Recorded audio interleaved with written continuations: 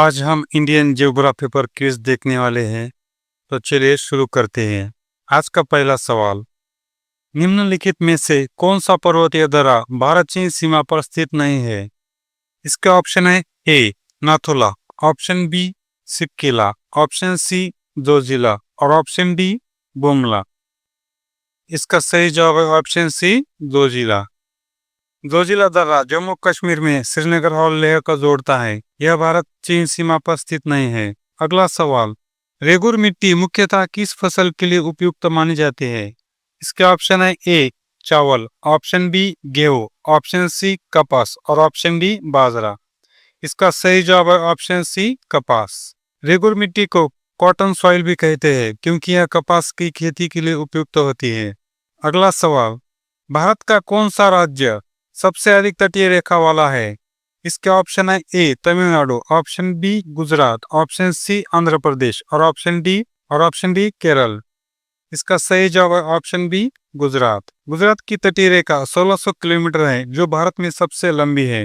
अगला सवाल, भारतीय उपमहाद्वीप में मानसून सबसे पहले कहाँ आता है? इसके ऑप्शन है A Kerala, option B Tamil Nadu, option C Paschim Bangal और ऑप्शन डी महाराष्ट्र। इसका सही जवाब है ऑप्शन ए केरल।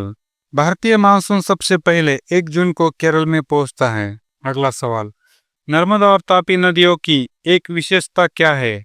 इसका ऑप्शन है ए गंगा की सहायक नदियां है, ऑप्शन बी ये पूर्व की ओर बहती है, ऑप्शन सी ये कर्क रेखा के उत्तर में उत्पन्न होती है, ऑप्शन डी ये पश्चिम की ओर बहती है। इसका सही जवाब है ऑप्शन डी ये पश्चिम की ओर बहती है। नर्मदा और तापी अपवाद स्वरूप पश्चिम की ओर बढ़ती है और अरब सागर में गिरती है।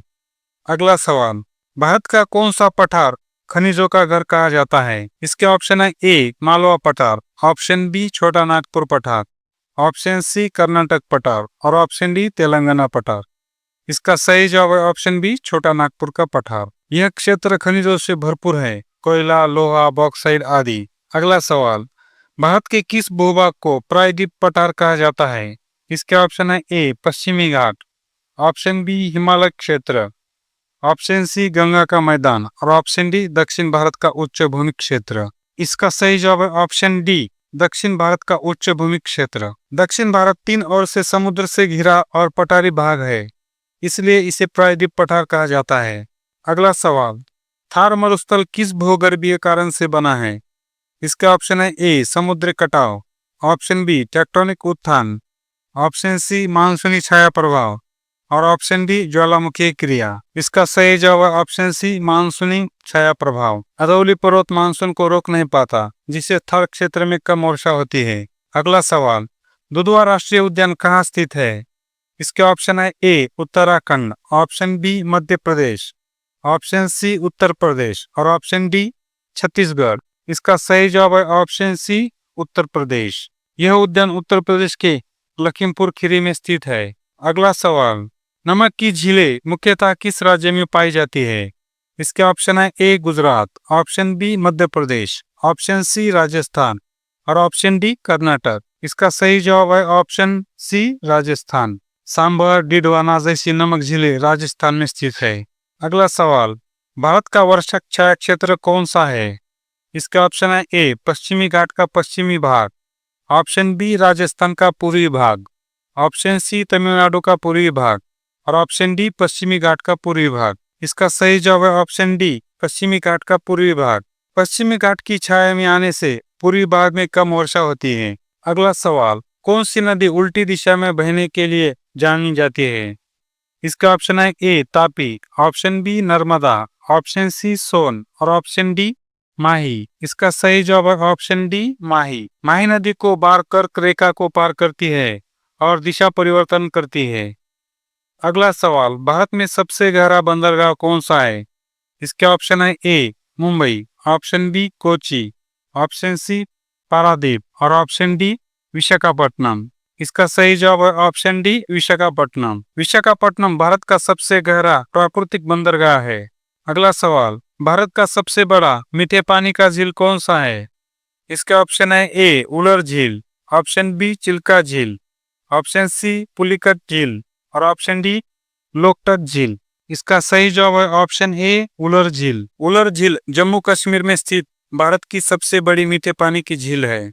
अगला सवाल, कौन सा भारतीय द्वीप ज्वालामुखी गतिविधियों के लिए प्रसिद्ध है?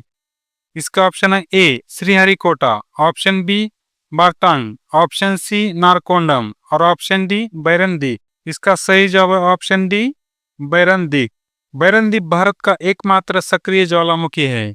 अगला सवाल, हिमालय की सबसे पुरानी श्रेणी कौन सी है? इसका ऑप्शन है ए शिवालिक, ऑप्शन बी मध्य हिमालय, ऑप्शन सी हिमाद्री और ऑप्शन डी काराकोरम। इसका सही जवाब है ऑप्शन ए शिवालिक। शिवालिक हिमालय की सबसे बाहरी और सबसे पुरानी श्रेणी है। अगला सवाल, कौन सा राज्य नीलगिरी पहाड़ियों का हिस्सा नहीं है? इसका ऑप्शन है A Karnataka, option B Kerala, option C Tamil Nadu और ऑप्शन डी आंध्र प्रदेश।